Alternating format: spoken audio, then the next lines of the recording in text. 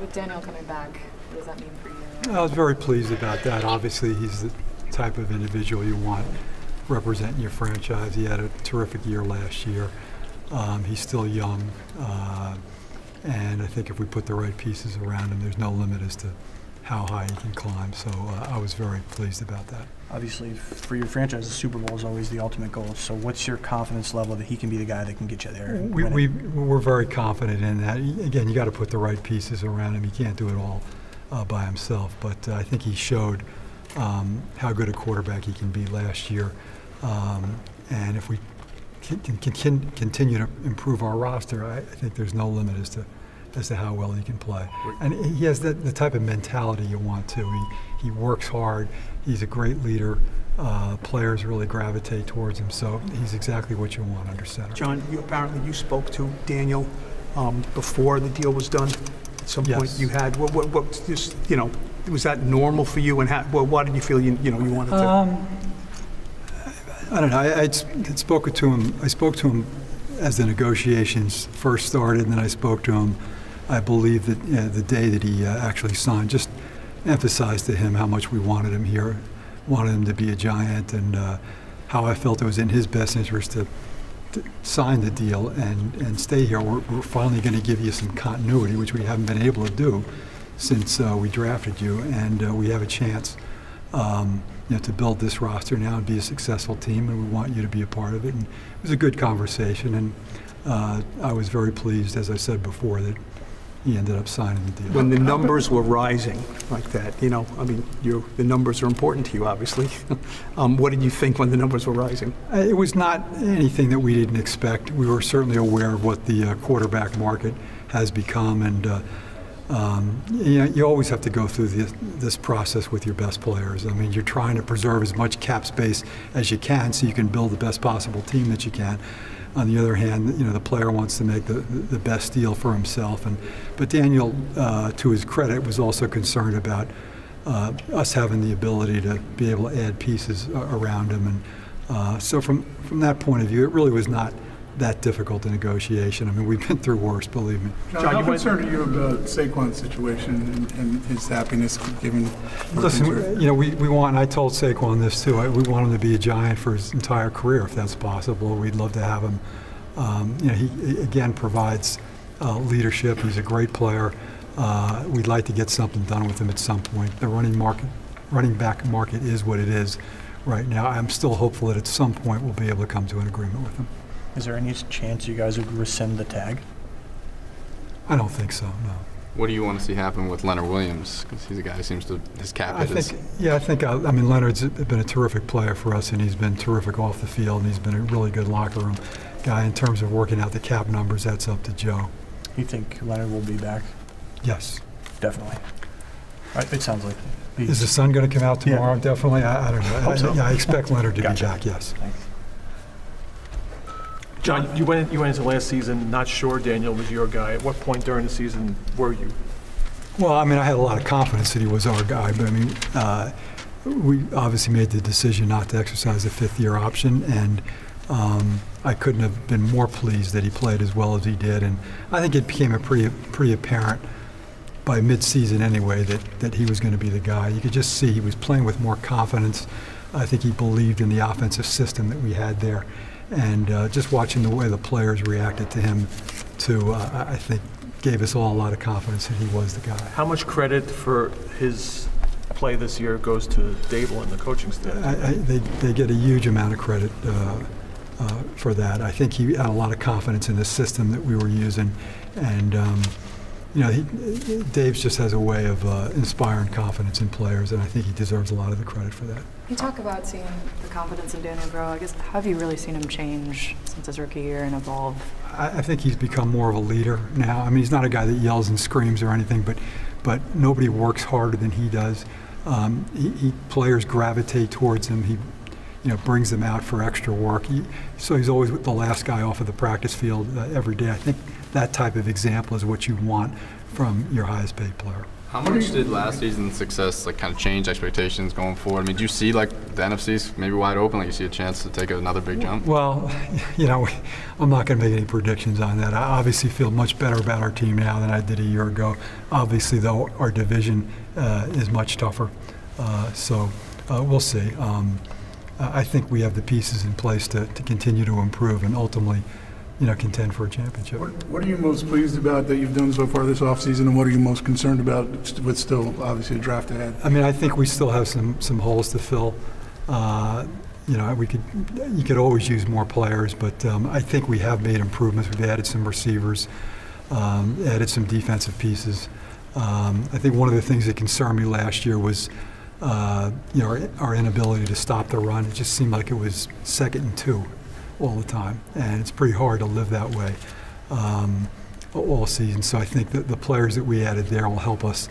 And if you can start to consistently stop the run, then you can kind of unleash the pass rushers, and you know, those are some of our best players right now. So I think we've made strides. I think there's, you know, you're never a finished product, and we certainly are not one. And you know, fortunately, we have 10 draft picks, and I have a lot of confidence in Joe and his staff that we're going to add some good players there too. What do you think your receiver room right now? Our receiver room I think is better than it was a year ago. You know, we may end up adding somebody else in the draft or possibly another free agent. I don't know yet, but I feel better about it than I did a year ago. Are you open to bringing Odell back? Yeah, we certainly haven't closed that door. And again, that's going to be up to Joe and Dave's. I certainly would be in favor of that if they can make it work, but that's always the trick. Your members of the family still have their jerseys? They've made their intentions clear in terms of their wishes there. Yes. You know, the grandfather has to buy new jerseys. They yes, can't, that's okay. That's okay. that'd be okay. Yeah. What was your reaction to Xavier McKinney's accident, and did that impact how you view him going forward at all? Because obviously he's a guy who could be up for an extension. No, I don't think so. I like Xavier. I think he's got a lot of leadership potential. He was in my office when he came back and was, you know, very contrite, very sorry. I think a little bit embarrassed about but it was an accident, and accidents happen. And he's a really good kid, good player, and he's somebody that we want as part of our future. Was it hard to let Julian go in terms of a leadership guy? It was very difficult. You know, there are guys that you lose every year in this business. It's just part of the business, but you know, I remember when Dalvin Tomlinson left, how I felt about that. Julian, I feel the same way. Nick Gates. I mean, guys that you really have personal feelings for and who are good people and who are good locker room guys. You hate to see them go, but you know, you can't keep everybody. Were you surprised by that one, that you guys weren't able to get together because it seemed like he was such a giant? I thought we'd be able to retain him, but it didn't work out that way, and I'm sorry about that. You know, because he really is a quality young man. You say with regard to Saquon, the running back market is what it is right now. Like, is that the organization's message to him? I mean, is that? Well, I mean, our message to him is still that we very much want you back, want you to be one of the leaders of this team, want you to be one of the faces of this franchise, but there's a limit as to how far we can go. I mean, we have to build a team around you, and you know, we've gone just about as far as we can. But in terms of that running back market, I mean, teams around the league are confronting the same thing, running backs wanting to be paid. I mean, what do you say to a guy that, I mean, you could say that maybe he should be paid more than that, but teams aren't paying running backs? Well, I mean, he's certainly aware of that, but I mean, he adds a lot to our team, not just as a running back. So he is somebody that we want back, but there is a limit as to what we can do in that regard. When did you last speak to him? Probably about 10 days ago. How would you characterize his? We had a very good conversation. I told him how much I wanted him here. I wanted him to be a Giant. My dream was to play his whole career as a Giant, like Eli did, like Strahan did, like Tiki did. And I mentioned to him, look what they're doing off the field now. And I think he would like that as well. But you know, you just go through these negotiations with your better players. It's not the first time we've been through it, and I'm still hopeful at some point that we'll be able to get something done. He always has the right on the tag to stay away all off-season. Is that a concern for you that could become a distraction if that's how it plays out? I mean, obviously you'd rather have him in the building. So yeah, it would be a concern, but he has whatever rights he has under the CBA. So he'll make his own decision. Is there any chance you would trade him in any scenario? You say, is there any chance? I don't want to trade him. We're not looking to trade him. We're not shopping him. And I'd be very surprised if we made that decision. How would you characterize his state of mind towards being tagged, and is he open to options, or does he still want what he wants? I don't think he was thrilled about being tagged, but he's a professional. He understands the business, and again, I'm still hopeful that we'll be able to come to an agreement with him. What were your main takeaways from the 2 playoff games, both positive and negative? Well, it was a great feeling for me and for our organization to finally win a playoff game. Then we had kind of a crash landing the following week, and it kind of reinforced to us that we have a long way to go to be able to win that division and get into the championship games. John, last year you did something, you did a departure from what you usually do. You hired someone from the outside. A guy with no ties to your organization. A year later, you want to be very involved. You're always, an involved guy, owner. You're in the building. Do you find yourself maybe not allowing, but do you trust Joe and Brian enough that you'll kind of like, I trust that it's in good hands. I don't have to micromanage everything. Maybe. Well, I don't really think I ever micromanage anything. I always have operated under the philosophy that if the head coach and the general manager agree on a personnel decision, then I'm going to approve it unless it's some sort of conduct issue, and I can't even remember the last time that happened. But do I have a lot of confidence in the 2 of them? Yes, I do. Their communication is excellent, which is you have to have in order to be successful. So, I'm still just as involved. Joe and I talk on a regular basis, but I do have a lot of confidence that he has the best interest of the team in mind, and he makes decisions based on the long term, not on the short term. Did bringing in an outsider help just rejuvenate things, do you think? It definitely did help because he was coming from a successful system.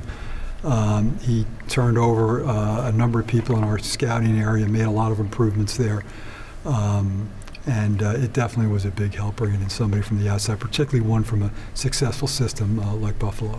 The coordinators were obviously in demand on the head coaching circuit. And they came back. Did you do anything as far as extensions, raises with them to? No, they're still under the same contracts that they've been under, and I hope for both of their sakes, because they're both really good people and both deserving of being head coaches. Hopefully that'll work out for them next year. But I was not disappointed to have them both back. Believe me. What did you view as the primary reasons why you guys got back to the playoffs last year? I think,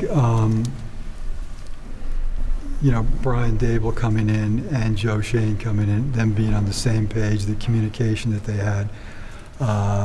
I think adding the draft picks and the free agents that we added last year. Even the guys that were minimum salary guys, were big, helped us. But Daniel being healthy and playing as well as he did, I think all of those factors contributed to us. Saquon having a big year. All of those factors contributed to our success. Dexter Lawrence becoming one of the top defensive linemen in the league. There were a lot of different factors like that. Guys really stepped up and played well. What do you see? What are you seeing from Brian? It's good, Dion. Way to go. Seeing from Brian and Joe this time of year, this year, as opposed to their first go around. A little more relaxed at these meetings, and they're both confident. And the great thing about them is they're very easy people to work with, and everybody in the building feels that way. People from the business side to downstairs in the locker room. They're great communicators and likable people. So, we're in a good position right now. We just have to add a few more players and then hopefully stay healthy and see what happens.